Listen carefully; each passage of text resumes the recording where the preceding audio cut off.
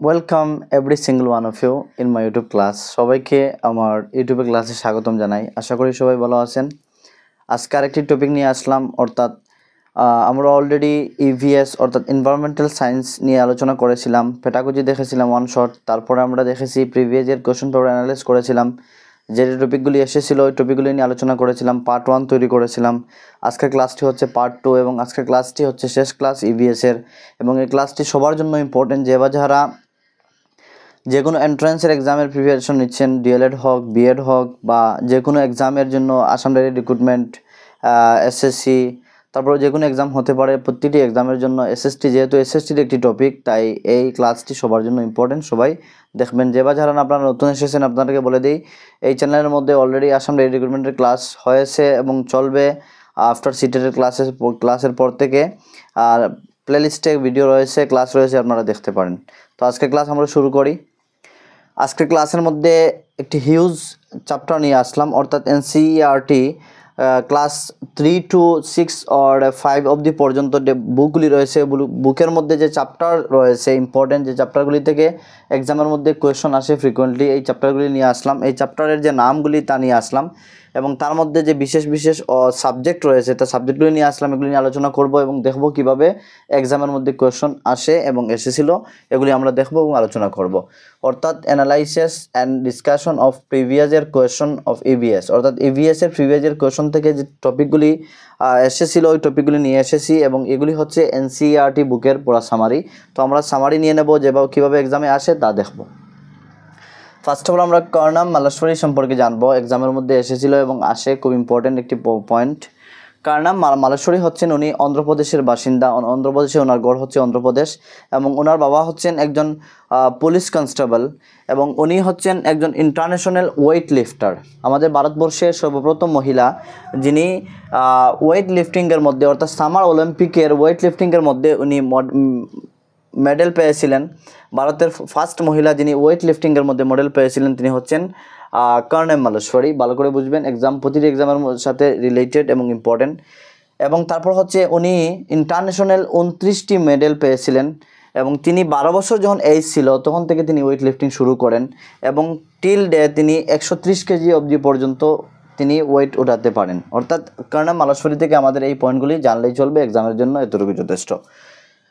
তারপর আমরা দেখব ওয়াহিদা প্রিজম, অর্থাৎ ওয়াহিদা প্রিজম উনি হচ্ছেন একজন কাশ্মীরের বাসিন্দা, অর্থাৎ তিনি বসবাস করেন তান্নামাডি ডিস্ট্রিক্টের মধ্যে। তান্নামাডি বলতে ভিলেজ বলতে পারেন, রাজৌরি ডিস্ট্রিক্টের একজন কাশ্মীরের একজন বাসিন্দা। উনি হচ্ছেন একজন লেফটেন্যান্ট কমান্ডার ওয়াহিদা প্রিজম, অর্থাৎ লেফটেন্যান্ট কমান্ডার হচ্ছেন নেভি যে রয়েছে ইন্ডিয়ান নেভির একজন লেফটেন্যান্ট কমান্ডার ডক্টর হচ্ছেন ওয়াহিদা প্রিজম। ওনাকে কেন নিয়ে আসলাম, এক্সামের মধ্যে আসে যে উনি ভারতের মধ্যে ফার্স্ট মহিলা যিনি কি করেছেন, তিনি প্রেড লিড করেছিলেন। প্রেড হচ্ছে আর্মির, যে আমরা জানি কোনো প্রোগ্রামের মধ্যে অথবা যখন সেলিব্রেশন করা হয় তখন বিশেষ চিফ গেস্ট যারা রয়েছেন, অর্থাৎ আর্মির যে প্রধান অফিসার হন ওনাদের সামনে এবং অডিয়েন্সের সামনে কি করা হয়, অনেকটা কমান্ড থাকে। যেমন উনি যে প্রেডটি পরিচালনা করেছিলেন ওই প্রেডের মধ্যে 36 কমান্ড ছিল। তো ওই প্রেড উনি পরিচালনা করেন, ফার্স্ট ইন্ডিয়ান মহিলা যিনি কি করেন, আর্মিদেরকে নিয়ে কিছু মুভমেন্ট হয়, কিছু ট্রেনিং হয়, কিছু মুভমেন্ট ট্রেনিং, এগুলিকে বলা হয় প্রেড, আমরা সবাই জানি। তো প্রেড উনি ফার্স্ট ইন্ডিয়ান মহিলা যিনি প্রেড পরিচালনা করেন, এবং এই প্রেডের মধ্যে 36 কমান্ড ছিল, এগুলি আমরা জানলে চলবে ওয়াহিদা প্রিজম থেকে। তারপরে হচ্ছে বচেন্দ্রী পাল, তারপরে সুনিতা ইন স্পেস আমরা দেখব। তো দেখেন এই কেন এই পয়েন্টগুলি দেওয়া হয় ইভিএসের বুকসের মধ্যে, অর্থাৎ ইভিএসের বুকের মধ্যে এই পয়েন্টগুলি এই জন্য দেওয়া হয় যাতে শিশুর মাইন্ডটি হলিস্টিক্যালি ডেভেলপমেন্ট হয়, অর্থাৎ জেন্ডার বায়াসনেস থেকে বাঁচতে পারে। অর্থাৎ যখন ক্লাসের মধ্যে দেখবে একজন মহিলা হয়ে একজন এত বড় ওয়েট লিফটিং করে, উনি ফার্স্ট ইন্ডিয়ান মহিলা যিনি অলিম্পিকের মধ্যে মেডেল জয়লাভ করেন। তারপরে ওয়াহিদা প্রিজম উনি ফার্স্ট ইন্ডিয়ান মহিলা যিনি প্রেড পরিচালনা করেন। তারপরে হচ্ছে বচেন্দ্রী পাল। এইভাবে কি বাচ্চাদের হলিস্টিক ডেভেলপমেন্ট হবে এবং জেন্ডার বায়াস, তারপরে জেন্ডার স্টেরিওটাইপ থেকে বাঁচতে পারবে, এবং তার মাইন্ডের মধ্যে আসবে, যদি সে একটি মেয়ে হয়ে থাকে তাহলে তার মনে আসবে যে আমিও কিছু করতে পারবো। এই জন্য এই চ্যাপ্টারগুলি এনসিইআরটি বুকের মধ্যে ইনক্লুড করা হয়। তারপর হচ্ছে এগুলি প্যাডাগজিক্যাল কোয়েশ্চন এক্সামের মধ্যে কখনো আসতে পারে। তারপর হচ্ছে বাচেন্দ্রী পাল। বাচেন্দ্রী পাল থেকে আমরা জানবো উনি হচ্ছেন, আমরা সবাই জানি, উনি হচ্ছেন ভারতবর্ষের মধ্যে সর্বপ্রথম মহিলা যিনি মাউন্ট এভারেস্ট জয়লাভ করেন, অর্থাৎ মাউন্ট এভারেস্টের মধ্যে উনি আরোহণ করেন। অর্থাৎ ওনার স্ত্রী সম্পর্কে আমরা যদি একটু ব্রিফলি অর্থাৎ একটু যদি এলাবোরেট করে জানি, তো উনি হচ্ছেন নাকরি ভিলেজ অর্থাৎ গাড়ওয়াল এরিয়া, উত্তরাখণ্ডের উনি একজন বাসিন্দা, উত্তরাখণ্ডে উনি বসবাস করেন, উত্তরাখণ্ডের উনি গড় ছিল।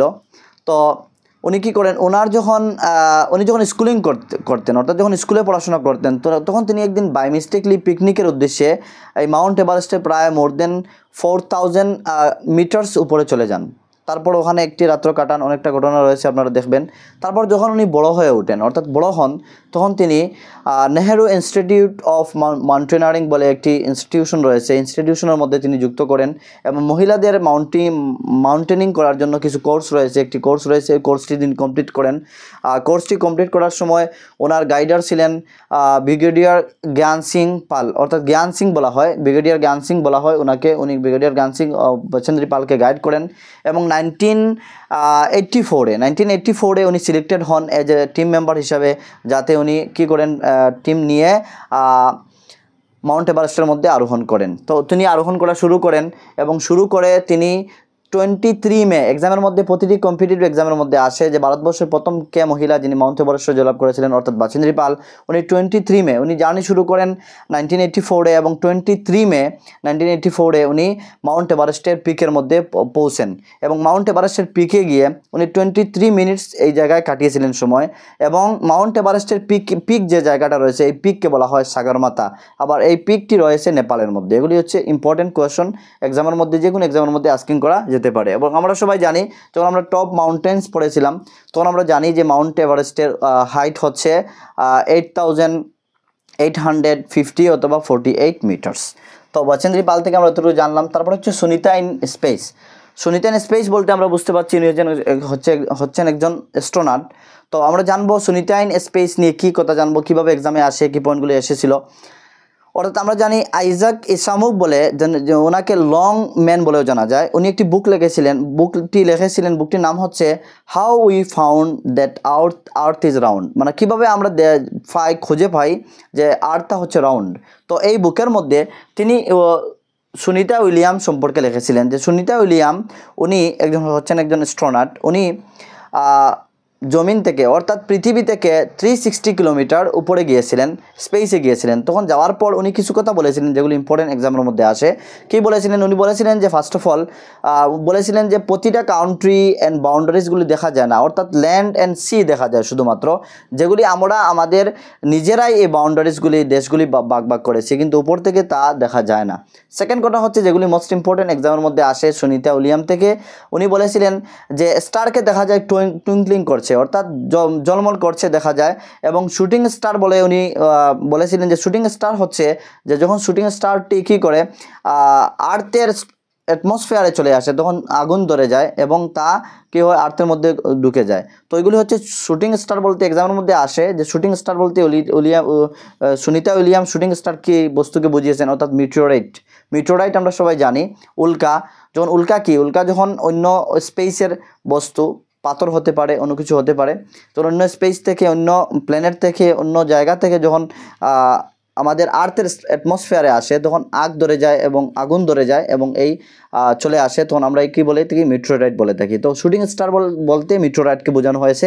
এবং তারপর তিনি বলেছেন যে কনস্ট্যান্টলি মুভ করে যে লাইটিংগুলি তা হচ্ছে স্যাটেলাইট। এই 3-4টি পয়েন্ট সুনিতা উইলিয়াম থেকে আমাদেরকে জানতে হবে। এবং আমরা সবাই জানি 1969 ফার্স্ট যিনি চন্দ্রের মধ্যে গিয়েছিলেন নীল আর্মস্ট্রং। এগুলি এক্সামের মধ্যে জিকের কোয়েশন আসতে পারে। তো সুনিতা উইলিয়াম থেকে আমরা এতটুকু জানলাম। তারপরে আমরা দেখব ল্যাঙ্গুয়েজেস সম্পর্কে কিছু ধারণা জানতে হবে, যেগুলি প্রিভিয়াসের কোয়েশ্চন পেপারে এসেছিল ওগুলি নিয়ে আমি এসেছি।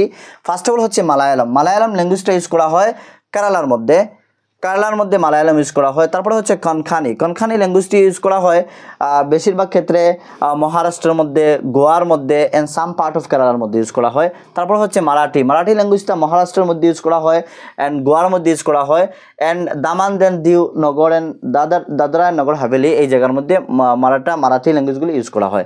তারপর হচ্ছে গুজরাটি ল্যাঙ্গুয়েজ হচ্ছে গুজরাটের মধ্যে ইউজ করা হয় অ্যান্ড কানাডা ভাষাটা 2-3টে স্টেটের মধ্যে ইউজ করা হয়, যেমন তামিলনাড়ু রয়েছে, তামিলনাড়ুর মধ্যে তামিলও ইউজ করা হয়, কানাডাও ইউজ করা হয়, তারপর রয়েছে অন্ধ্রপ্রদেশ রয়েছে, মধ্যপ্রদেশ রয়েছে, অ্যান্ড অলসো আরও বলতে পারেন কর্ণাটক রয়েছে। এই স্টেটের গুলির মধ্যে কানাডা ল্যাঙ্গুয়েজ ইউজ করা হয়।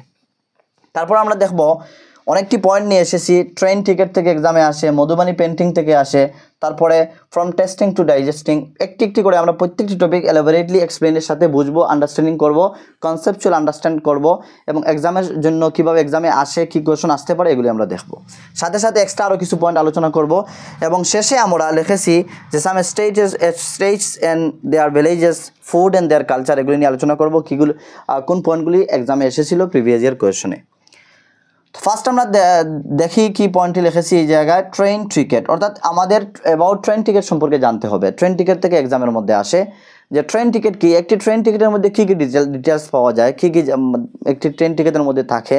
তো ফার্স্ট অফ অল হচ্ছে ট্রেনের নাম্বার থাকে, উইথ নেম, ট্রেনের নাম থাকে, ট্রেনের নাম্বার থাকে, and bordering station and last station, যে জায়গা থেকে আপনি শুরু করবেন ওই স্টেশনটি এবং লাস্ট স্টেশনটি হয়। তারপরে ট্রেনের ভাড়া লেখা থাকে, তারপরে ট্রেনের যে আপনি কামরায় যাবেন কোচ নাম্বার, ওই নাম্বারটি থাকে, তারপরে আপনার বুকিং টাইম ডেট থাকে, এবং লাস্ট স্টেশনের টাইমগুলি থাকে। তারপরে হচ্ছে আরেকটি আপনার যে ডিস্টেন্সই রয়েছে, যে স্টেশন থেকে আপনি শুরু করেছেন এই স্টেশন থেকে লাস্ট স্টেশন অবধি পর্যন্ত যে ডিস্টেন্স রয়েছে, এই ডিস্টেন্স ইন কিলোমিটারের মধ্যে থাকে, কিলোমিটারের মধ্যে হয়। এগুলি এক্সামের মধ্যে আসে, আপনাকে ট্রেন টিকিট দিয়ে কয়েকটি অপশন দিয়ে দিবে, কোনগুলি অপশন আপনার এক্সামের মধ্যে আসে, কীভাবে আসে যে 4-5টি অপশন দিয়ে দিবে, তার মধ্যে থেকে একটি অপশন মিস্টেক দিয়ে দিবে অথবা ভুল দিয়ে দিবে, তার মধ্যে থেকে একটি অপশন কারেক্ট হতে পারে, যে অপশনটি কারেক্ট হবে তা আপনাকে সিলেক্ট করতে হবে। সেকেন্ড আমরা দেখব মধুবাণী পেন্টিং। মধুবাণী হচ্ছে বিহারের একটি ডিস্ট্রিক্ট, এই ডিস্ট্রিক্টের নামে পেন্টিংটির নাম হয়েছে মধুবাণী পেন্টিং, অর্থাৎ মধুবাণী পেন্টিংটি তৈরি করা হয় বিহারের মধ্যে, তাই এই মধুবাণী পেন্টিংটির নাম দেওয়া হয়েছে মধুবাণী পেন্টিং। পেন্টিং হচ্ছে একটি ওল্ড ফোক আর্ট, অর্থাৎ অনেক আগের একটি ফোক আর্ট। আমরা সবাই জানি ফোক সং হয়ে থাকে, অনেক কিছু হয়ে থাকে। তো ফোক সং বা ফোক আমরা জানি ফোক সং কী। তো ফোক আর্ট হচ্ছে মধুবাণী পেন্টিং। মধুবাণী পেন্টিংয়ের মধ্যে কোনো আর্টিফিশিয়াল কালার ইউজ করা হয় না, অর্থাৎ ন্যাচারাল কালারগুলো ইউজ করা হয়। ন্যাচারাল কালারগুলি কীভাবে তৈরি করা হয় এক্সামের মধ্যে আসে, যে মধুবাণী পেন্টিং এই জন্য ফেমাস যে এই পেন্টিংয়ের মধ্যে ন্যাচারাল কালারগুলি ইউজ করা হয়, ন্যাচারালি ইউজ করে তৈরি করা হয়, যে কালারগুলি ন্যাচারালি যেগুলি তৈরি করে ইউজ করা হয়। এবং কী কালার তৈরি করা হয়, যেমন চাউল দিয়ে পাউডার তৈরি করে কালার তৈরি করা হয়, তারপরে হলুদ দিয়ে, নীল থেকে, ফ্লাওয়ার থেকে, এইভাবে কী করা হয় কালার তৈরি করা হয়, এবং কালার তৈরি করে এই কালার দিয়ে পেন্টিংটি তৈরি করা হয়। পেন্টিংয়ের মধ্যে human beings, animals, trees, birds, তারপরে আর অন্যান্য ডিজাইনসগুলি শো আপ করা হয় মধুবাণী পেন্টিংয়ের দ্বারা। এতটুকু আমাদের জানলে চলবে মধুবাণী পেন্টিং থেকে। তারপরে আমরা দেখব ফ্রম টেস্টিং টু ডাইজেস্টিং, এই প্রত্যেকটি এক একটি চ্যাপ্টারের নাম, অর্থাৎ প্রত্যেকটি অনেকটা পয়েন্ট আমি এনেছি যেগুলি ডাইরেক্টলি চ্যাপ্টারের নাম হেডলাইন নিয়ে এসেছি, যে এই চ্যাপ্টারের মধ্যে কী সামারি হতে পারে, অর্থাৎ এনসিইআরটি বুক যেগুলি এক্সামের মধ্যে আসে ওইগুলি থেকে নিয়ে এসেছি।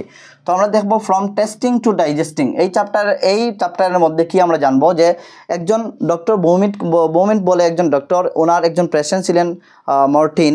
উনি ওই মার্টিনের উপরে এক্সপেরিমেন্ট করেছিলেন যে মানুষের পেটের মধ্যে কিভাবে ডাইজেশন সিস্টেমটা হয়। তো উনি এক্সপেরিমেন্ট করে বলেছিলেন যে মানুষের পেটের মধ্যে যে জুসটি রয়েছে তা হচ্ছে অ্যাসিডিক। এক্সামের মধ্যে আসে যে মানুষের পেটের মধ্যে যে জুসটি রয়েছে তা হচ্ছে অ্যাসিডিক। অ্যান্ড আরেকটি পয়েন্ট হচ্ছে উনি বলেছেন যে মানুষের পেটের ভিতরের তাপমাত্রা হচ্ছে 30 ডিগ্রি সেলসিয়াস, মানুষের পেটের ভিতরে তাপমাত্রাটি হয় 30 ডিগ্রি সেলসিয়াস। এবং আমরা সবাই জানি বায়োকেমিক্যাল ল্যাবরেটরি বলা হয় লিভারকে, মানুষের হিউম্যান বিংয়ের ভিতরে যে বায়োকেমিক্যাল ল্যাবরেটরি বলা হয় লিভারকে, মনে রাখবেন। এবং অনেক সময় বলা হয় মাইটোকন্ড্রিয়াকে বলা হয় যে হাউস অফ সেলস, অর্থাৎ সেলের হাউস হচ্ছে মাইটোকন্ড্রিয়া। এই 2-3টি পয়েন্ট মনে রাখবেন। যেহেতু আমরা ফ্রম টেস্টিং অ্যান্ড ডাইজেস্টিং অর্থাৎ হেলথ রিলেটেড কথা বলছি, সায়েন্সের টপিক, বায়োলজির টপিক, তো আরও 2-3টি পয়েন্ট মনে যেগুলি এক্সামের মধ্যে আসে। যেমন রয়েছে ভিটামিন, অনেকটা এক্সামের মধ্যে আসে, বিভিন্ন এক্সামে আসে যে ভিটামিন এর অভাবে কি হয়, মানুষের ভিশন লেস, অর্থাৎ মানুষের চোখের যে জ্যোতি রয়েছে, চোখে দেখার ক্ষমতা রয়েছে তা কমে যায় ভিটামিন এ এর অভাবে। তারপরে হচ্ছে ভিটামিন বি এর অভাবে ভেরি রোগ হয়, আমরা সবাই জানি। ভেরি কি, যে উইক মাসেলস, মানুষের মাংসপেশিগুলি উইক হয়ে যায়, দুর্বল হয়ে যায়। তারপরে ভিটামিন সি এর অভাবে স্কারভি হয়, অর্থাৎ কি স্কারভি মিন্স হচ্ছে মানুষের দাঁতের মাড়ি থেকে, জাম থেকে কি হয়, ব্লিডিং হয়, এগুলি হচ্ছে ভিটামিন সি এর অভাবে হয়। তারপরে ভিটামিন কের অভাবে অর্থাৎ ক্যালসিয়ামের অভাবে কি হয় মানুষের, ক্যালসিয়ামের অভাবে মানুষের অনেক সময় কি হয় বোন, হাড্ডি অ্যান্ড টিথ, দাঁতগুলি কি হয় নষ্ট হয়ে যায়, ক্ষয় হয়ে যায়, এগুলি হচ্ছে ক্যালসিয়ামের অভাবে। তারপরে ভিটামিন ডি এর অভাবে আয়োডিন, অর্থাৎ ভিটামিন ডি এর অভাবে রিকেট রোগ হয়, ভিটামিন ডি এর এভাবে রিকেট রোগ হয়। তাই রিকেট রোগ কি, মানুষ হালকা পাতলা হয়ে যায়, তার হাড্ডিগুলি ব্যান্ড হয়ে যায়, এগুলি হচ্ছে ভিটামিন ডি এর অভাব অ্যান্ড রিকেট রোগের সিমটম। তারপর হচ্ছে ভিটামিন, আমরা সবাই জানি যে ভিটামিন অনেক সময় দেখা যায় যে আয়োডিন অভাব, আয়োডিন আমরা লবণ থেকে পেয়ে থাকি, আয়োডিনের অভাবে গলগণ্ড রোগ হয়ে থাকে, অ্যান্ড আয়রনের অভাবে আমরা জানি অ্যানিমিয়া রোগ হয়ে থাকে। লাস্ট ক্লাসের মধ্যে আয়রন সম্পর্কে আমরা আলোচনা করেছি এবং জেনেছি। তো এতটুকু আমরা জানলাম ফ্রম টেস্টিং টু ডাইজেস্টিং, এই পয়েন্ট থেকে বা এই চ্যাপ্টার হেডলাইন থেকে। তারপরে আমরা দেখব ওয়ান্ডারিং সিডস। ওয়ান্ডারিং সিড বলতে একটি চ্যাপ্টার রয়েছে, এই চ্যাপ্টারের মধ্যে শুধু 2-3টি পয়েন্ট মনে রাখলে চলবে। পয়েন্টগুলি কি, নাম্বার 1 হচ্ছে জর্জ মিস্টেল বলে একজন সায়েন্টিস্ট, উনি একদিন কি করলেন, একদিন উনি যাত্রা করছিলেন বা ট্রাভেল করছিলেন, ওয়াকিং করছিলেন, যখন তিনি ফিরে আসেন ঘরের মধ্যে, তখন উনি দেখলেন ওনার কাপড়ের সাথে কিছু সিডস লেগে আছে। তখন ওই সিডগুলি নিয়ে উনি গবেষণা করলেন এবং গবেষণা করে পরবর্তী সময়ে উনি বেলক্রো আবিষ্কার করেন। আমরা সবাই জানি বেলক্রো হচ্ছে যে আমরা আগে দেখেছি ব্যাগের মধ্যে ব্যাগের চেইন লাগানোর জন্য বা জুতার মধ্যে এখনও পর্যন্ত ইউজ করা হয়, এগুলি হচ্ছে বেলক্রো। তারপর হচ্ছে উনি বেলক্রো আবিষ্কার করেন 1948-এ বেলক্রো আবিষ্কার করেন ওয়ান্ডারিং সিড বলে। এই ওয়ান্ডারিং সিডকে গবেষণা করার পর তিনি এগুলি জেনেছেন। তো সিড সম্পর্কে যেহেতু কথা এসেছে, তারও 2-3টি কথা মনে রাখবেন, যেমন গ্রিন চিলি, অর্থাৎ যেগুলি আমরা গ্রিন চিলি যে রয়েছে, চিলি বলতে মরিচ, আপনারা আমরা সবাই জানি যে গ্রিন চিলি। তারপরে টমেটো, পটেটো এসেছে সাউথ আমেরিকা থেকে। আমাদের ভারতবর্ষের মধ্যে গ্রিন চিলি, টমেটো, পটেটো ছিল না, অর্থাৎ এক্সামের মধ্যে আসে গ্রিন চিলি, টমেটো, পটেটো এসেছে সাউথ আমেরিকা থেকে। তারপরে ক্যাবেজ অ্যান্ড পি, অর্থাৎ বাঁধাকপি অ্যান্ড মটর আমাদের ভারতবর্ষের মধ্যে এসেছে ইউরোপ থেকে। অ্যান্ড তারপর হচ্ছে গ্রিন ভেন্ডি অ্যান্ড কফি এসেছে আফ্রিকা থেকে। এই পয়েন্টগুলি মনে রাখবেন। তারপর হচ্ছে every drop counts. Every drops count বলে একটি চ্যাপ্টার রয়েছে, এই চ্যাপ্টার নিয়ে আসলাম। এই চ্যাপ্টারের মধ্যে কি আমাদের সামারি জানতে হবে, এই চ্যাপ্টার থেকে আমাদের জানতে হবে যে জয়সলমীর বলে একটি ভিলেজ রয়েছে রাজস্থানের। এই ভিলেজের মধ্যে কি যে 9টি লেক রয়েছে, যা একটি লেক পূর্ণ হয়ে গেলে সম্পূর্ণ 9টি লেক পূর্ণ হয়ে যায়। অর্থাৎ যখন এই 9টি লেক পূর্ণ হয় তখন মানুষরা কি করেন, উৎসব মানান। আমরা সবাই জানি রাজস্থান একটি ডিজার্ট এরিয়া এবং থর মরুভূমি রাজস্থানের মধ্যে রয়েছে, আমরা জানি। তো ভারতবর্ষের মধ্যে সবথেকে বড় মরুভূমি। তো এই মরুভূমির কারণে এই জায়গার মধ্যে বৃষ্টিপাত হয় না, তাই জলের অনেক সংকট হয় এবং অনেক অভাব হয়। তাই মানুষরা কী করেন, একটি লেক এমনভাবে তৈরি করেছেন আর্টিফিশিয়ালি যে একটি লেক পূর্ণ হলে প্রতিটি লেক পূর্ণ হয়ে যায়। তাই এই চ্যাপ্টারের মধ্যে আমাদেরকে এইগুলি কথা বলা হয়েছে যে জলের কতটা ক্রাইসিস রয়েছে। এবং এক্সামের মধ্যে কি প্রশ্ন আসে, যে এক্সামের মধ্যে প্রশ্ন আসে যে ওয়ালগুলো যে রয়েছে, ওয়েল আমরা বলতে পারি কূপ রয়েছে, অনেক সময় আমরা ইন্দারা বলে থাকি। এই কুয়াগুলো, এই পন্ডগুলো বা ছোটো ছোটো যে কূপ আমরা তৈরি করি জলের জন্য, এই কূপগুলো কেন শুকিয়ে যাচ্ছে, এগুলো এক্সামের মধ্যে আসে। তো কীভাবে শুকিয়ে যাচ্ছে, প্রিভিয়াস ইয়ার কোয়েশ্চেন তুলে ধরবেন, 2-3টি পয়েন্ট, 4টি পয়েন্ট আপনাদেরকে মনে রাখতে হবে। এই পয়েন্টগুলি এক্সামের মধ্যে ফ্রিকুয়েন্টলি আসে। ফার্স্ট অফ অল হচ্ছে যে মানুষ কি করে, ওয়াটার মোটর দিয়ে ওয়াটারগুলি টেনে বলে উপরে নিয়ে আসছে, অর্থাৎ জোর জবরদস্তি করে জলগুলি নিয়ে আসছে। যেমন আমরা প্রথমকার সময় দেখতাম যে মানুষরা টিউব কল ইউজ করতো, কিন্তু এখন টিউব কল ইউজ করা হয় না, মোটর দিয়ে ডাইরেক্টলি জল নিয়ে আসা হয়। তাই কি হয়, জলের ক্রাইসিস চলে আসে, তাই এই কূপগুলি শুকিয়ে যাচ্ছে। সেকেন্ড রিজন হচ্ছে যখন মানুষরা কি করে যে গাছপালাগুলি একদম বরবাদ করে দিচ্ছে এবং খালি স্পেসগুলি কি করছে, শুধু ডালাই দিয়ে দিচ্ছে, যার ফলে পানিগুলি শোষণ হয়ে নিচে যাচ্ছে না এবং জল তৈরি হচ্ছে না, যার ফলে কূপগুলি শুকিয়ে যাচ্ছে। এবং আরও পয়েন্ট বলতে পারেন, যেমন মানুষরা কি করে বেশির সময় এখন ইউজ করে না, কূপগুলি ইউজ করে না, স্ট্যান্ডার্ড হয়ে গিয়েছে, মোটর তৈরি করে ঘরে নিয়ে জল নিয়ে এসেছে, এখন কূপগুলি ইউজ করার প্রয়োজন পড়ে না, তাই এগুলি হচ্ছে ক্লিয়ার করে না, অনেক জাবড়া আবর্জনা ফেলে তারপর বন্ধ হয়ে যায়। এগুলি অনেকটা রিজন হতে পারে, এক্সামের মধ্যে আসে, এগুলি আপনারা মনে রাখবেন। তারপর হচ্ছে আল-বারুনি সম্পর্কে আমরা জানবো। একজন গ্রেট স্কলার ছিলেন, ওনাকে অনেকটা নাম বলে জানা যায়, একটু আমরা জেনে নেই আল-বারুনি সম্পর্কে। আল-বারুনির ফুল নাম হচ্ছে আবু রায়হান মোহাম্মদ ইবনে আহমদ আল-বারুনি। আবু রায়হান মোহাম্মদ ইবনে আহমদ আল-বারুনির সম্পূর্ণ নাম হচ্ছে, এবং উনি হচ্ছেন উজবেকিস্তানের একজন বাসিন্দা। প্রেজেন্ট সময়ে উনি ভারতবর্ষের মধ্যে এসেছিলেন এবং উনি একজন হচ্ছেন ওনাকে বলা হয় father of comparative religion, father of comparative religion, তারপরে ফাদার অফ ইন্ডিওলজি বলা হয়। ইন্ডিওলজি অর্থাৎ ভারতের প্রথম, উনি কি ফাউন্ডার অফ ইন্ডিওলজি বলা হয়। ভারতের প্রথম কি করেছিলেন, ইন্ডিওলজি মিন্স হচ্ছে যে ইতিহাস, কোনো একটি বস্তু নিয়ে গবেষণা করা, অর্থাৎ ইন্ডিয়া নিয়ে গবেষণা তিনি প্রথম করেছিলেন, তাহলে ওনাকে বলা হয় ফাউন্ডার অফ ইন্ডিওলজি।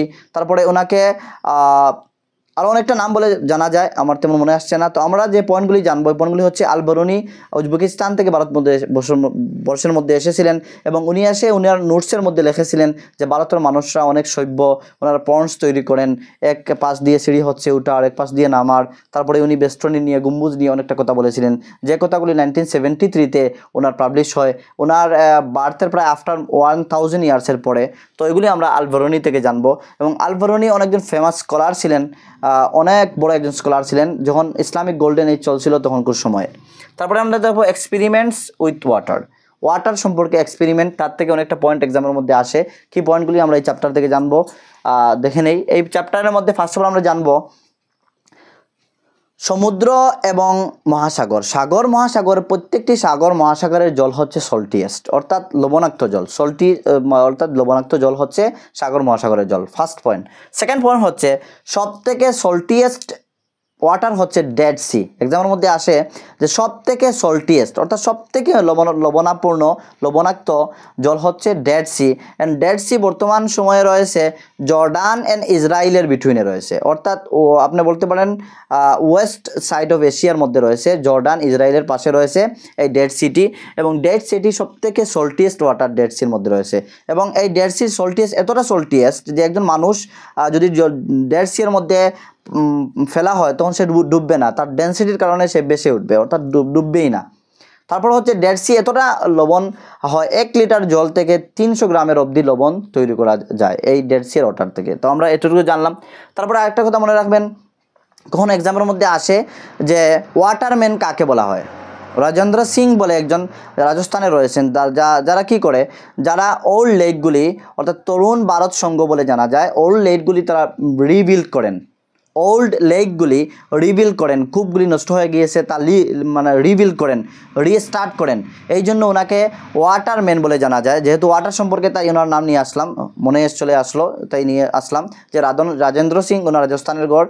উনি কী করেন, ওনারা মিলে, তার একটু সভা রয়েছে, তো তরুণ ভারত সংঘ বলে, ওনারা কী করেন, ওল্ড লেকগুলি রিবিল্ড করেন এবং ওয়াটারম্যান বলে জানা যায় ওনাকে রাজেন্দ্র সিং। এগুলি মনে রাখবেন। এবং আমরা জানি বিশ্ব জল দিবস পালন করা হয়। জল দিবস এক্সামের মধ্যে আসতে পারে, জিকের কোয়েশন যেহেতু জল সম্পর্কে এসেছে।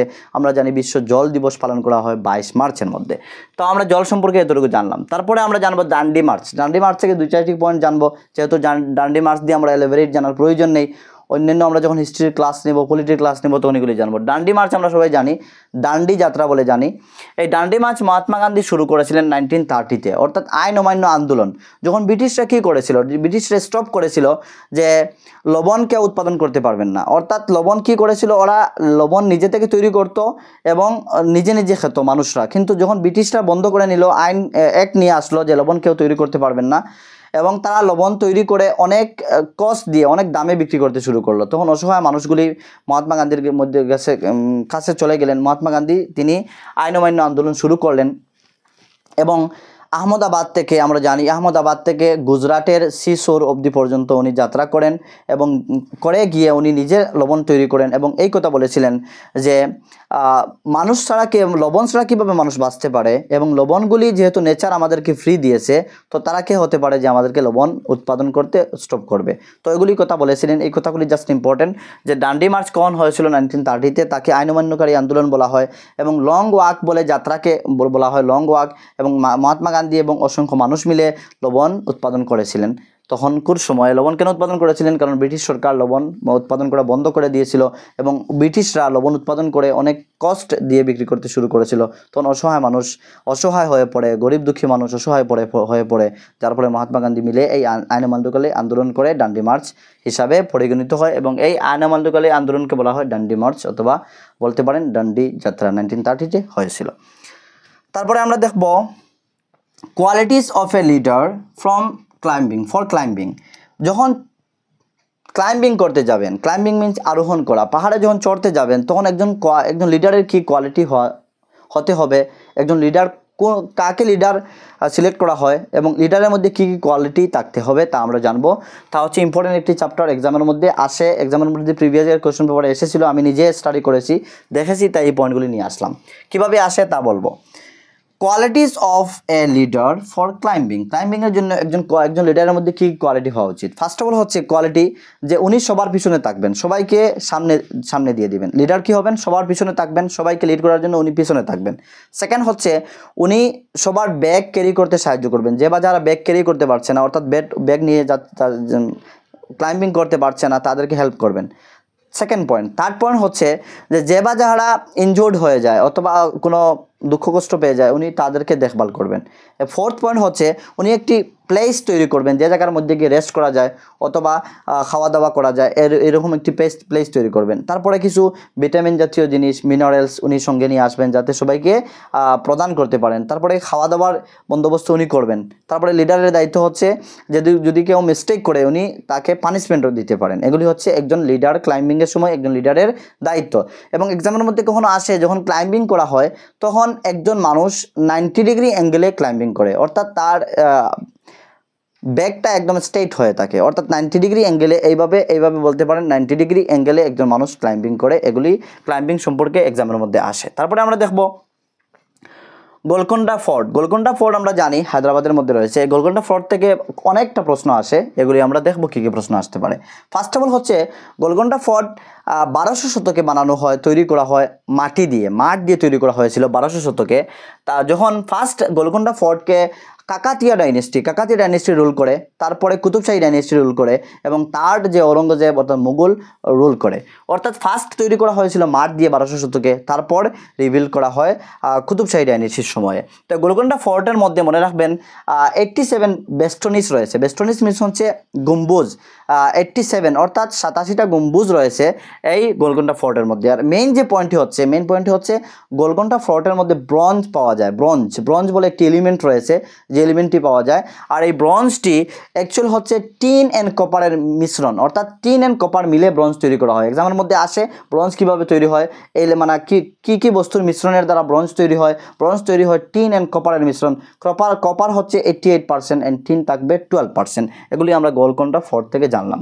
তারপরে দেখবো স্টেপল থেকে এগুলি জানার প্রয়োজন যে স্টেবল কি। স্টেবল আরেক নাম হচ্ছে বাউলিও বলা হয়।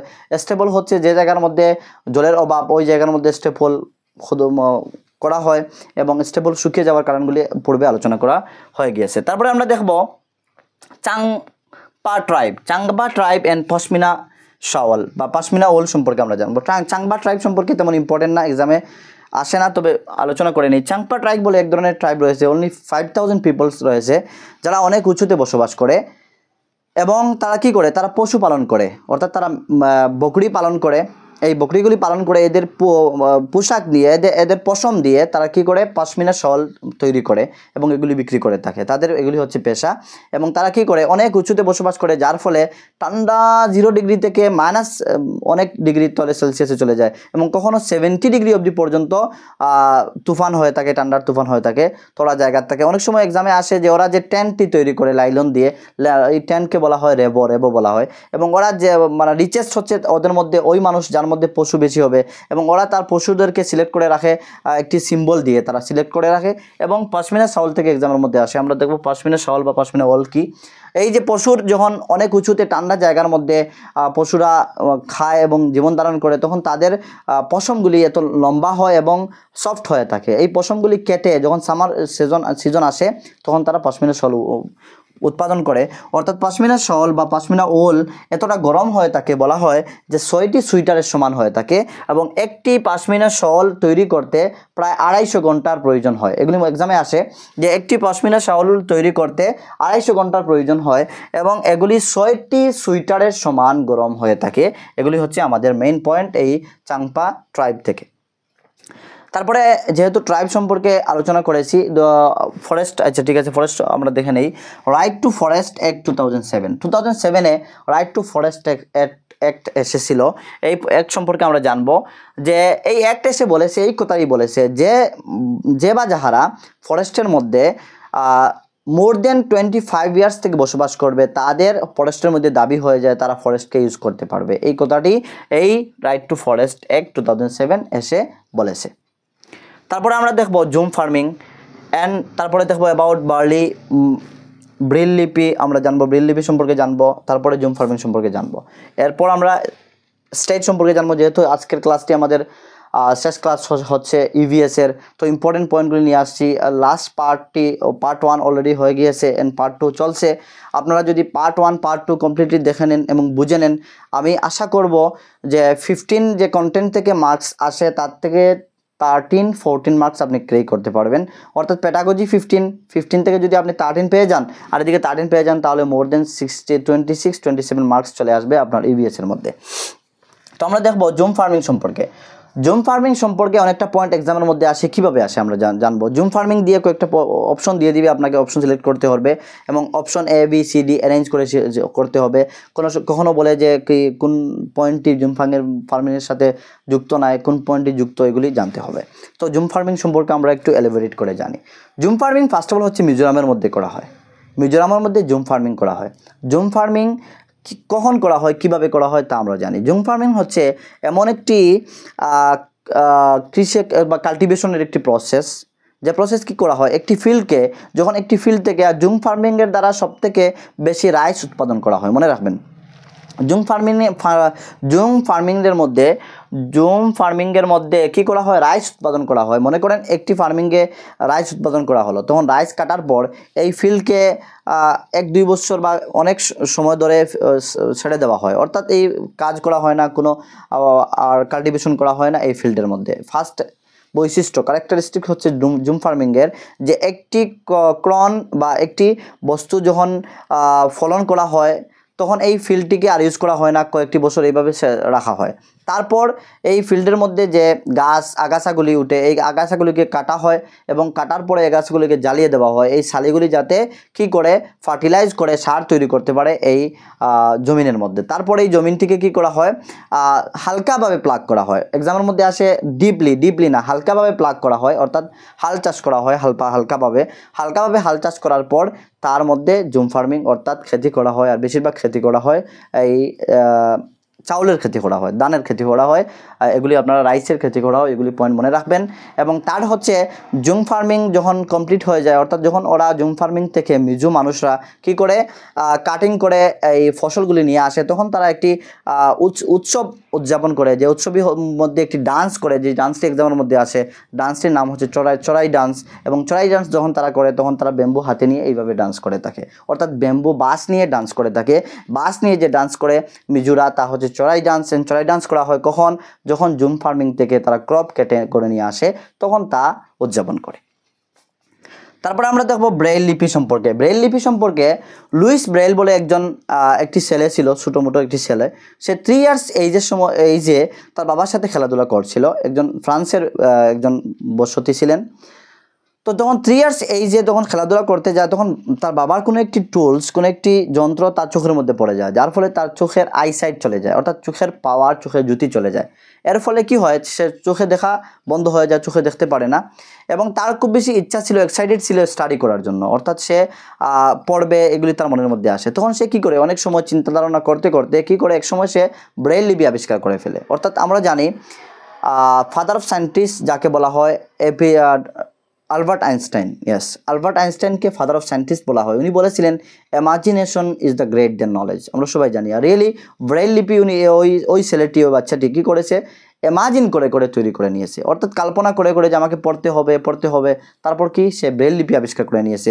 আর ব্রেইল লিপির আসল উদ্দেশ্য কী হচ্ছে, আসল উদ্দেশ্য হচ্ছে যে বা যারা চোখে দেখে না তারা টাচ ফিল করে পড়তে পারবে। অর্থাৎ ব্রেইল লিপির মধ্যে 6টি ডট এক্সামের মধ্যে আসে, মনে রাখবেন। মেন পয়েন্ট হচ্ছে 6টি ডট হয়, এন্ড টিক পেপার হয়, একটু মোটা পেপার হয়, এবং 6 ডট দিয়ে ব্রেইল লিপি তৈরি করা হয়। এবং ব্রেইল লিপির মধ্যে কি টাচ ফিল করে শেখা যায়। যারা চোখে দেখে না, আইসাইটের মধ্যে কমজোরি রয়েছে, তারা কি ব্রেইল লিপি ইউজ করে পড়াশোনা করে। তো এগুলি হচ্ছে ব্রেইল লিপি থেকে আমাদের পয়েন্ট। এখন আমরা দেখব অ্যাবাউট হাউসেস। আসামের হাউস কীরকম হয়, রাজস্থানে কীরকম হয়, লাদাখে কীরকম হয়, হিমাচল প্রদেশ, তারপরে হচ্ছে জম্মু অ্যান্ড কাশ্মীর। এগুলি এত important, previous year question paper আপনারা ওটালেই দেখবেন যে হাউসেস থেকে এক্সামের মধ্যে কোয়েশ্চন আসে। এই জন্য ভালো করে মনোযোগ সহকারে বুঝবেন, শুনবেন, এক্সামে গিয়ে আপনাকে লটারি মারতে হবে না, ফুল কনফিডেন্স নিয়ে এক্সামে আনসারিং করতে পারবেন। তো অ্যাবাউট হাউসেস আমরা জানি আসামের মধ্যে, আসাম যেহেতু হেভিলি রেইন হয়, অনেক বেশি রেইন হয় এবং প্লেন জায়গা রয়েছে আসামের বেশিরভাগ জায়গা, ডিমা হাসাও বাদ দিয়ে। বরাইলের পাহাড় রয়েছে ডিমা হাসার মধ্যে, বরাইল থেকে এক্সামের মধ্যে আসে। আমরা জিকের ক্লাসে, এসএসসির ক্লাসে, অন্যান্য এডিআরের ক্লাসে এগুলি নিয়ে আলোচনা করব।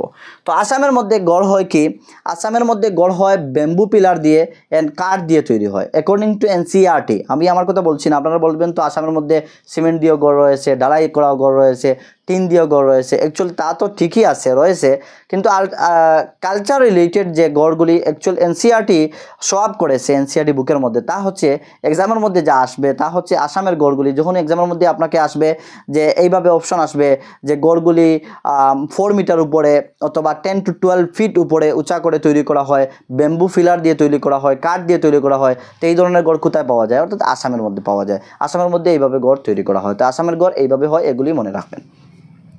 সেকেন্ড হচ্ছে রাজস্থান। রাজস্থান বলতেই বোঝা যায় যে রাজস্থান একটু গরম জায়গা। তো গরম জায়গা হলে কী করে, তারা মাঠ দিয়ে গড় তৈরি করে। মনে রাখবেন, মাঠ মানে কাদা, অর্থাৎ মাটি দিয়ে গড় তৈরি করে। মাটি দিয়ে গড় তৈরি করে, মাটির গড় ঠান্ডা হয়ে থাকে, গরম জায়গায় মাটির গড়।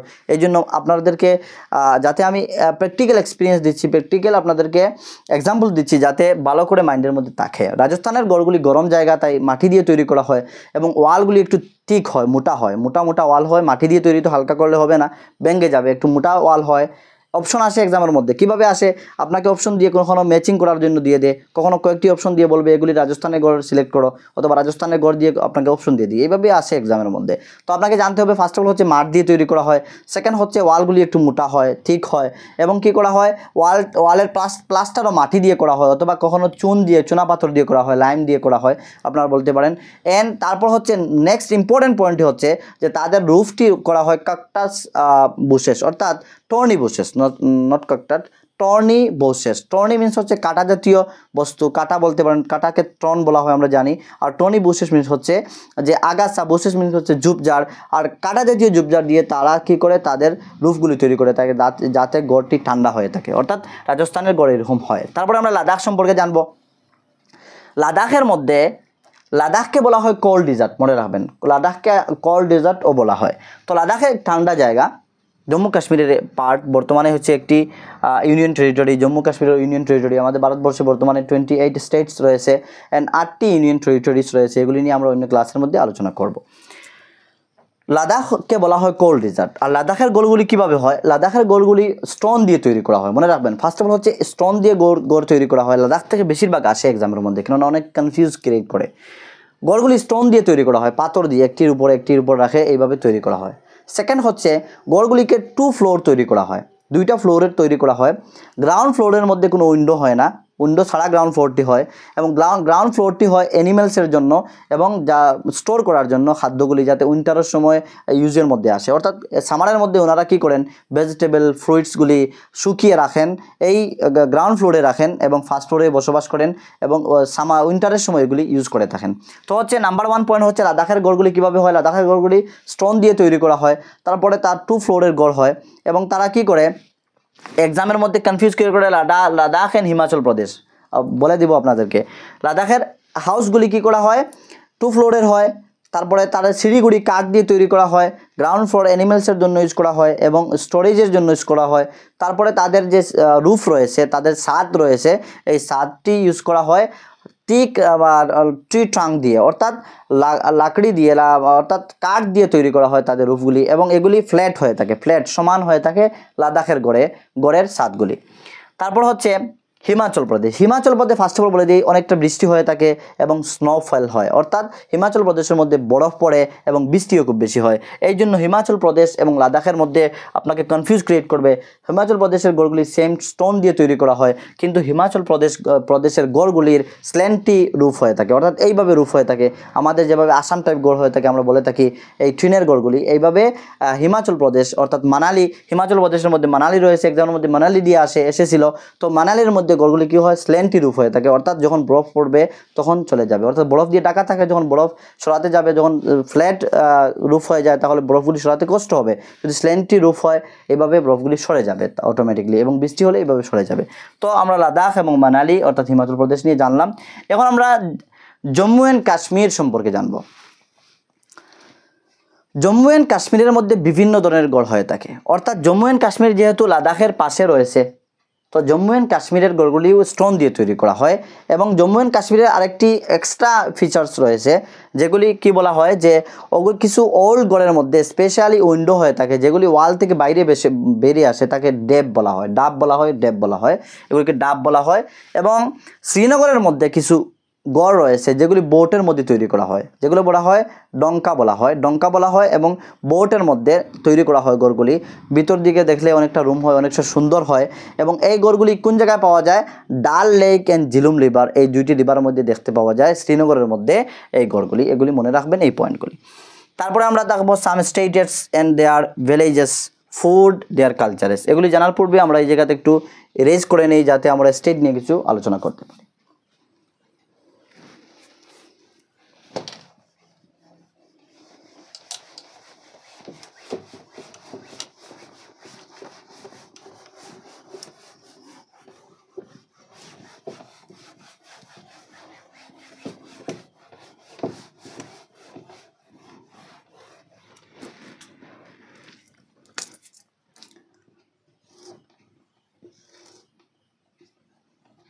আমরা যদি ভারতের ম্যাপটি দেখি তাহলে এইভাবেই ম্যাপের নিচ সাইডটি হয়ে থাকে, এই সাইডে শ্রীলঙ্কা হয়ে থাকে, এইভাবে আমরা দেখে থাকি। ম্যাপ নিয়ে একদিন আলোচনা করব আসাম ডাইরেক্ট রিক্রুটমেন্টের ক্লাসের জন্য।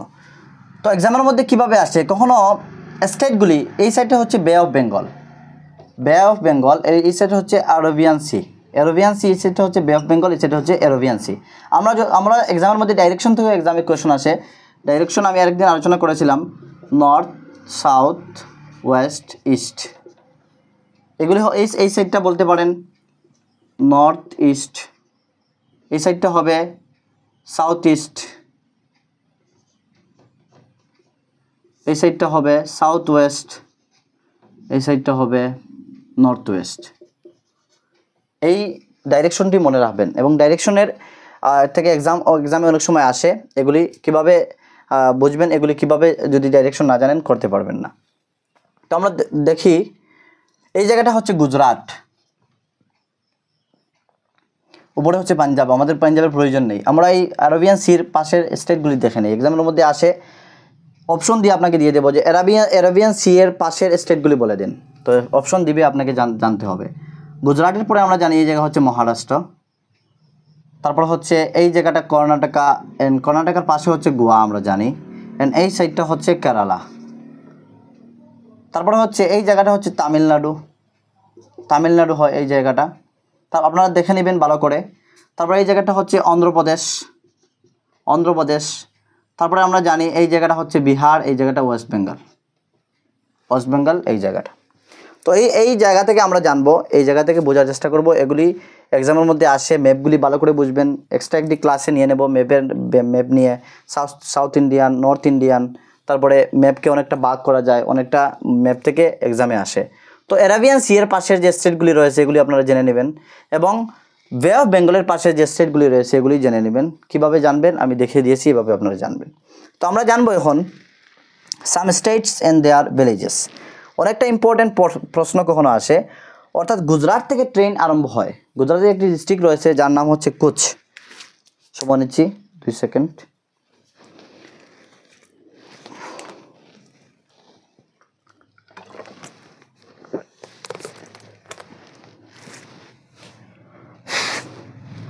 গুজরাটের একটি ডিস্ট্রিক্ট রয়েছে যার নাম হচ্ছে কুচ, অর্থাৎ গান্ধীধাম থেকে ট্রেন স্টার্ট হয় গুজরাটের, এই জায়গা থেকে মনে রাখবেন। গুজরাটের খাদ্য যদি আমরা নিয়ে আলোচনা করি, গুজরাতের ফুড নিয়ে আলোচনা করি, এক্সামের মধ্যে আসে গুজরাটের মধ্যে কোন ফুডটি খাওয়া হয়, অর্থাৎ লিমন রাইস, তারপর হচ্ছে মিঠাই, তারপর ডকলা উইথ চাটনি, লিমন রাইস, মিঠাই, তারপরে আরও রয়েছে ঠান্ডা শাক, পুরি শাক, তারপরে ঠান্ডা দই, এগুলি গুজরাটের মধ্যে খাওয়া হয়, এজ এ ট্রেডিশনাল অথবা কালচারাল ফুড বলে খাওয়া হয়। এগুলি মনে রাখবেন। নাম্বার 1 কি বলেছি, ডোকলা উইথ চাটনি, তারপরে হচ্ছে লিমন রাইস, তারপরে হচ্ছে মিঠাই, তারপরে রয়েছে শাক, পুরি শাক, তারপরে হচ্ছে টান্ডা দই। এগুলি গুজরাটের একটি ট্রেডিশনাল বা কালচারাল ফুড হয়ে থাকে। তারপরে হচ্ছে গোয়া। গোয়া আমরা সবাই জানি এই জায়গার মধ্যে রয়েছে। তো গোয়াটা একটি স্মল স্টেট, ভারতবর্ষের মধ্যে স্মল স্টেট। তো স্মল স্টেট হওয়ার পরও এই গোয়াটা এত ফেমাস হয়েছে, এই গোয়ার মধ্যে কোকোনাট খুব বেশি হয়, অর্থাৎ কোকোনাট ট্রি অর্থাৎ নারিকেলের গাছ খুব বেশি হয়। এই জন্য গোয়ার মধ্যে ফিশগুলি নারিকেল তেলের মধ্যে ভাজা করে খাওয়া হয়। এতটা ইন্টারেস্টেড হয়ে থাকে, টেস্টি হয়ে থাকে, তাই অনেক টুরিস্ট কী করে গোয়ার মধ্যে চলে যায়। এবং গোয়ার প্রধান খাদ্য হচ্ছে কি কোকোনাট তেলের মধ্যে মাছ ভাজা করে খায়। এবং গোয়ার মধ্যে আরও এক দুটি প্রশ্ন আসতে পারে, গোয়ার মধ্যে রেড সয়েল পাওয়া যায়, অর্থাৎ লাল মাটি গোয়ার মধ্যে পাওয়া যায়। এবং গোয়ার মধ্যে মাদগাঁও বলে একটি ভিলেজ রয়েছে ফেমাস, অনেকটা এক্সামের মধ্যে আসে, তা গোয়ার মধ্যে রয়েছে। এবং গোয়া থেকে কর্ণাটকা, মহারাষ্ট্র, কর্ণাটকা, তামিলনাড়ু রয়েছে, কর্ণাটকা। গোয়া থেকে এই কেরালার মধ্যে আসার পথে মোর দেন 2000 ব্রিজেস রয়েছে, অর্থাৎ 2000 ব্রিজেস রয়েছে। গোয়া থেকে কেরালার মধ্যে যদি আসতে চান তাহলে হচ্ছে 2000 ব্রিজেস রয়েছে এবং 92 টানেলস রয়েছে। এগুলি এক্সামের মধ্যে আসতে পারে কিন্তু আসে না, মনে রাখবেন এই পয়েন্টগুলি। তারপরে হচ্ছে কেরালার মধ্যে আমরা জানবো কি খাওয়া হয়, কেরালার মধ্যে কোন বস্তুটি ফেমাস খাওয়ার জন্য, এগুলি আমরা জানবো। কেরালার মধ্যে আমরা ভিলেজেস জানি, কোজিকোড রয়েছে, কলিকট রয়েছে, মালাবার কাস্ট রয়েছে। এগুলি আসলেই আমরা যা পারবো, কেননা এগুলি অলরেডি আমরা শিখে গিয়েছি এবং আমরা জানি। তো কেরালার মধ্যে হচ্ছে এক্সামের মধ্যে আসে কেরালার মধ্যে কি খাওয়া হয়। কেরালার মধ্যে খাওয়া হয় বয়েল টপিকা খাওয়া হয়। বয়েল টপিকা বলে এক ধরনের রুট রয়েছে, গাছের জড় রয়েছে। এই গাছের জড়টি খাওয়া হয় বয়েল টপিকা উইথ এনি কারি অর্থাৎ যে কোনো সবজির সাথে বয়েল টপিকা খাওয়া হয় কেরালার মধ্যে। মনে রাখবেন বয়েল টপিকা কি, বয়েল টপিকা হচ্ছে এক ধরনের গাছের রুট, তা বয়েল করে খাওয়া হয় এনি কারি অর্থাৎ যে কোনো সবজির সাথে খাওয়া হয় কেরালার মধ্যে, এই কথাটি মনে রাখবেন। তারপরে আসাম থেকে আমাদের কয়েকটি পয়েন্ট জানতে হবে। আসামের মধ্যে ফার্স্ট অফ অল জানবো বিহু উদযাপন করা হয়, বিহু থেকে এক্সামের মধ্যে আসে। বিহু উদযাপন করা হয় জানুয়ারি মাসের 14-15 তারিখে এবং বিহু উদযাপন করা হয়, যদি বাংলা মাস আপনার দেখেন তাহলে মাঘ মাসের 1-2 তারিখে বিহু উদযাপন করা হয়। এবং বিহু ফেমাস একটি ফেস্টিভ্যাল আসামের মধ্যে এবং আসামিজ জাতিরা বিহু উদযাপন করে থাকেন। এবং বিহুর মধ্যে যখন উদযাপন করা হয় ফার্স্ট দিনকে উরুকা বলা হয় ফার্স্ট ডেকে। এবং ওরা কি করে বাঁশ দিয়ে একটি গড় তৈরি করে, ওই গড়কে বলা হয় বেহুলার গড় বা বেহুলা বলা হয় ওই গড়কে। এবং গড় তৈরি করার পর কি করা হয় যে ওই যে নবান্ন বলা হয়, নতুন যে চাউলগুলি, নতুন যে ধানগুলো কাটা হয় ও ধান দিয়ে কি করা হয় বড়া তৈরি করা হয়। বড়া হচ্ছে তিকি রাইস মিন্স হচ্ছে বিরোইন, আমরা বলে থাকি বিরোইন আমাদের ভাষায়, কিন্তু আসামিজ ভাষায় বড়া বলা হয়। এগুলি খাওয়া হয়। তখন এক্সামে আসে যে বড়া কোথায় খাওয়া হয়, আসামের মধ্যে খাওয়া হয়। বড়া হচ্ছে তিকি রাইস অর্থাৎ আটালো রাইসগুলিকে বড়া বলা হয় আসামিজ ভাষায়, অর্থাৎ বড়া হচ্ছে আটালো রাইস হচ্ছে বিরোইন, আমরা বলে থাকি বিরন চাউল বলে থাকি, বিরন এগুলো আটালো হয়ে থাকে। এগুলি হচ্ছে ওই বিহুর সাথে সম্পর্কযুক্ত। এবং আসামে এইগুলি প্রশ্ন আসে যে প্রথম দিনকে কি বলা হয়, উরুকা বলা হয়। এবং বাংলা মাসের 1-2 মাঘে মতো করা হয়, জানুয়ারি মাসের 14-15 তারিখে করা হয়। এবং এইভাবে বাঁশ দিয়ে যে গড়টি তৈরি করা হয় তাকে বেহুলা বলা হয়। এগুলি আমরা জানলাম আসাম থেকে। তারপরে যে আমরা উত্তরপ্রদেশ থেকে এক্সামে আসে একটি প্রশ্ন যে কোন স্টেটের মধ্যে আতর তৈরি করা হয়, ফেমাস আতর তৈরি করা হয়। তারপরে রোজ ওয়াটার, কেওড়া ওয়াটার এগুলি তৈরি করা হয়। অর্থাৎ উত্তরপ্রদেশের মধ্যে কন্নৌজ বলে একটি ডিস্ট্রিক্ট রয়েছে, এই উত্তরপ্রদেশের কন্নৌজ ডিস্ট্রিক্টের মধ্যে আতর তৈরি করা হয়, ফেমাস আতর তৈরি করা হয়। তারপরে হচ্ছে রোজ ওয়াটার, কেওড়া ওয়াটার এগুলি উত্তরপ্রদেশের মধ্যে তৈরি করা হয়। এগুলি হচ্ছে উত্তরপ্রদেশ রিলেটেড কোয়েশ্চন। তারপরে হরিয়ানা থেকে এক্সামে আসে যে শাহনা ভিলেজ কোন স্টেটের মধ্যে রয়েছে, হরিয়ানার মধ্যে রয়েছে একটি প্রশ্ন। তারপরে হচ্ছে অন্ধ্রপ্রদেশ থেকে লাস্ট ইয়ারে আমার একজন পরিচিত উনি মিস্টেক করেছিলেন, তাই ভাবলাম অন্ধ্রপ্রদেশ থেকে একটি কোয়েশন এসেছিল, তা নিয়ে আসি যে অন্ধ্রপ্রদেশ এন্ড তেলেঙ্গানা প্রথমে একটি স্টেট ছিল, কিন্তু 2 জুন 2014 সালে অন্ধ্রপ্রদেশ থেকে তেলেঙ্গানাকে সেপারেট করে আরেকটি স্টেট বানানো হয়। তো অন্ধ্রপ্রদেশ থেকে কখনো আসে মুক্তাপুর ভিলেজ অন্ধ্রপ্রদেশ, অর্থাৎ পচমপল্লী ডিস্ট্রিক্ট মুক্তাপুর ভিলেজ যদি ডাইরেক্টলি আসে তখন অন্ধ্রপ্রদেশ, আর যদি অন্ধ্রপ্রদেশ না আসে তাহলে তেলেঙ্গানা হবে। অনেক সময় অন্ধ্রপ্রদেশ তেলেঙ্গানা দিয়ে দেয়, তখন অপশন হবে তেলেঙ্গানা, অর্থাৎ মুক্তাপুর ভিলেজ আর পচমপল্লী ডিস্ট্রিক্ট হচ্ছে তেলেঙ্গানার মধ্যে রয়েছে। এগুলি ইম্পর্টেন্ট, কেননা এই পচমপল্লী ডিস্ট্রিক্টটি ফেমাস হচ্ছে কার্পেট ওয়েভিং, তারপরে আতর মেকিং আর বিভিন্ন বস্তু তৈরি করে, শাড়ি তৈরি করে, পচমপল্লী শাড়ি বলে ফেমাস শাড়ি রয়েছে, এগুলি তৈরি করে। এই জন্য এগুলি এনসিইআরটি বুকের মধ্যে রয়েছে, চ্যাপ্টার রয়েছে, যেহেতু রিলেটেড এই প্রশ্ন কোয়েশন প্রিভিয়াস কোয়েশন পেপারে এসেছে, এগুলো ইম্পর্টেন্ট মনে রাখবেন। তারপরে হচ্ছে কর্ণাটকার বলতে আমরা কর্ণাটকা থেকে এক দুইটি পয়েন্ট জানবো। যেমন কর্ণাটকের মধ্যে ভীম সংঘ বলে অনেকটা চাইল্ড পঞ্চায়েত রয়েছে, যাকে হুলগান্দি একটি গাঁও রয়েছে, হুলগান্দিটা রয়েছে কর্ণাটকের মধ্যে। তারপরে আমরা মহারাষ্ট্র থেকে দেখব। মহারাষ্ট্র বললে আরও কয়েকটি পয়েন্ট মনে চলে আসলো। মহারাষ্ট্র বলতে ভারতের মধ্যে সবথেকে বেশি অ্যালুমিনিয়াম উৎপাদন করা হয় উড়িষ্যার মধ্যে, অর্থাৎ 51%, মনে রাখবেন 51% হিসাবে যদি ধরা হয়, উড়িষ্যা থেকে অ্যালুমিনিয়াম ইউজ করা হয় ভারতবর্ষের মধ্যে, বা এই জায়গার মধ্যে এতটা অ্যালুমিনিয়াম প্রোডাকশন হয় এবং প্রডিউস করে বিভিন্ন জায়গায় এগুলি সেল দেওয়া হয়। সেকেন্ড হচ্ছে মহারাষ্ট্রে যাওয়ার পূর্বে আমরা জানব কয়েকটি স্টেটস রয়েছে যেগুলি থেকে পেট্রোলিয়াম উৎপাদন করা হয়। এগুলি স্টেট এক্সামের মধ্যে আসে, যে অপশন দিয়ে আপনাকে দিয়ে দিবে যে কোন কোন স্টেটের মধ্যে রয়েছে। তো আসামের মধ্যে নাম্বার 1 রয়েছে, অর্থাৎ সর্বপ্রথম 1857 মেবি পেনসিলভেনিয়াতে ফার্স্ট ড্রিল করা হয়েছিল পেট্রোলিয়ামের জন্য। পেনসিলভেনিয়া এর জায়গার মধ্যে ড্রিল করা হয়েছিল, এবং 1867 মেবি 8 ইয়ার্স লেটার 1867 আসামের মাকুম বলে এক জায়গা, ওই জায়গার মধ্যে পেট্রোলিয়ামের জন্য ড্রিল করা হয়েছিল।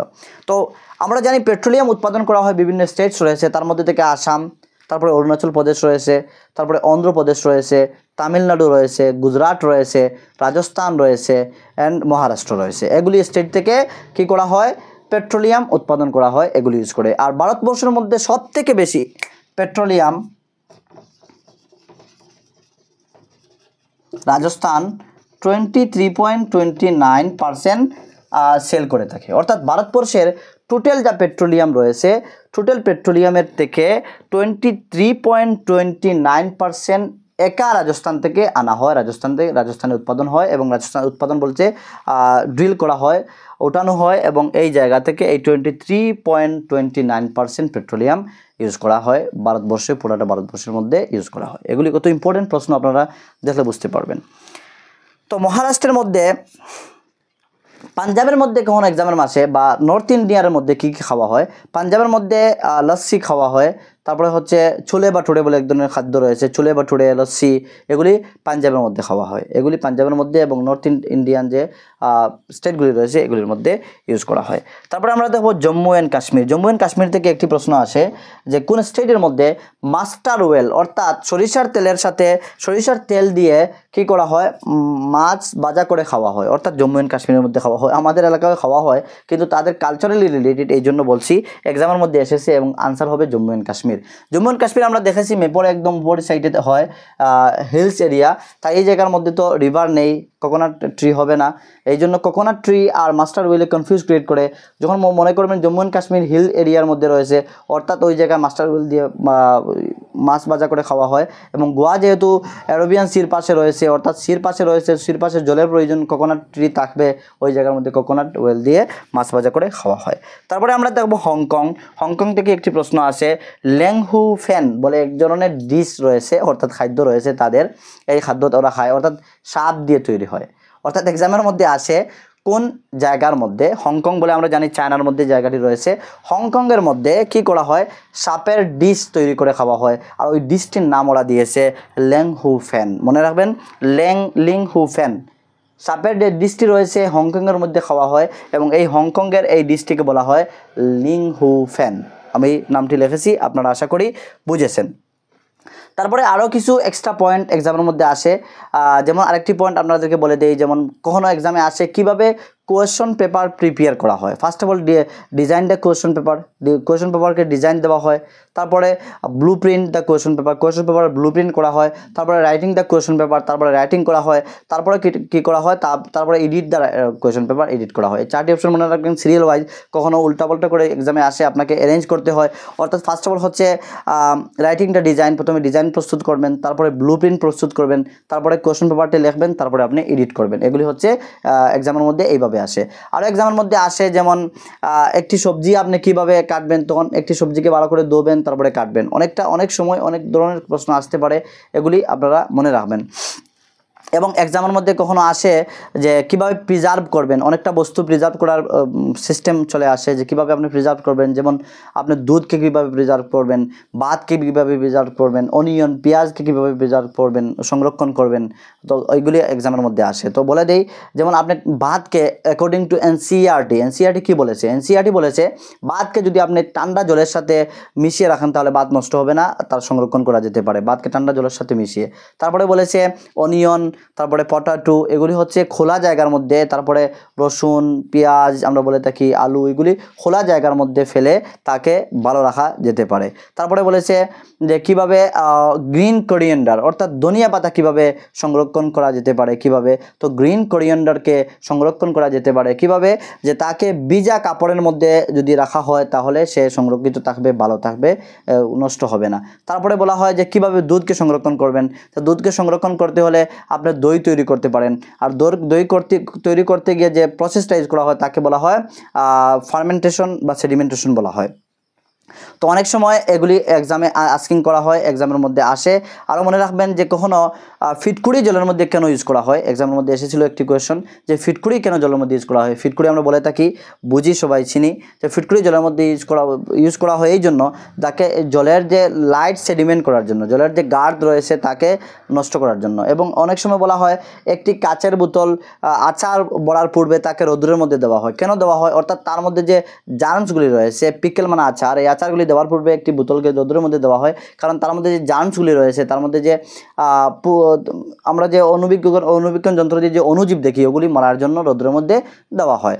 তারপরে আরও অনেকটা পয়েন্ট রয়েছে, যেমন একটি অ্যাকোয়ারিয়াম আমরা সবাই জানি যে আমরা ঘরের মধ্যে অনেক সময় সৌন্দর্যের জন্য কী করে থাকি, আমরা ছোটো ছোটো মাছ নিয়ে পুষে থাকি। এগুলি মাছ মনে করেন অ্যাকোয়ারিয়ামের মধ্যে একটি পাইপ লাগানো হয়, তাকে কেন দেওয়া হয়, তা ওয়াটারের সাথে অক্সিজেন ডিজলভ করার জন্য দেওয়া হয়। তারপরে হচ্ছে গোবর গ্যাস কাকে বলে, মিথেনকে বলা হয়। এরপরে আপনারা দেখে নেবেন ওজনের স্তরগুলি দেখে নেবেন, এক্সামের মধ্যে আসে ওজনের স্তরগুলি কোন স্তরের সাথে রেডিয়েশন যায়, কোন স্তরের মধ্যে প্লেন যায়, তারপরে এগুলি ইম্পর্টেন্ট এক্সামের মধ্যে আসে। তারপরে আপনারা দেখবেন ভারতবর্ষের বিভিন্ন স্টেটের কোন স্টেটের পর কোন স্টেটটি, ওই স্টেটের পাশে কোনটি, নিচে কোনটি, উপরে কোনটি, এগুলি ইম্পর্টেন্ট এক্সামের মধ্যে আসে। তো আশা করি এই ক্লাসটি আপনাদের ভালো লাগেছে এবং এই ক্লাসটি এত ইম্পর্টেন্ট ক্লাস, আপনারা সবাই ভালো করে দেখবেন। যারা নতুন এসেছেন আপনারা চ্যানেলটি সাবস্ক্রাইব করবেন, যেহেতু অন্যান্য ক্লাসগুলি যখন আপলোড করবো আপনি সঙ্গে সঙ্গে পেয়ে যাবেন। আর সবাই ভালো থাকো, সুস্থ থাকো, স্টাডি করো ভালো করে, এবং যদি ভালো লাগে তাহলে আপনারা লাইক করবেন, কমেন্ট করবেন, শেয়ার করবেন। Thank you so much for watching.